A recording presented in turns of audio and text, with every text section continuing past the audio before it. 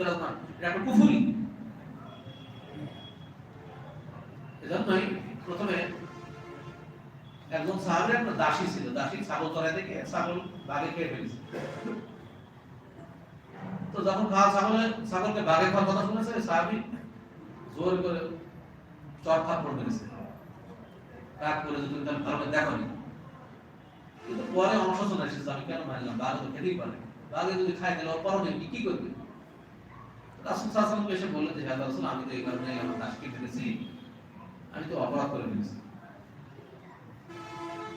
তো আমি কি এই দাসীকে আজাদ করে দেবো? যদি আজাদ করে দিই, মুক্ত করে দিই, তাহলে কি আমি ক্ষমা পাবো কিনা?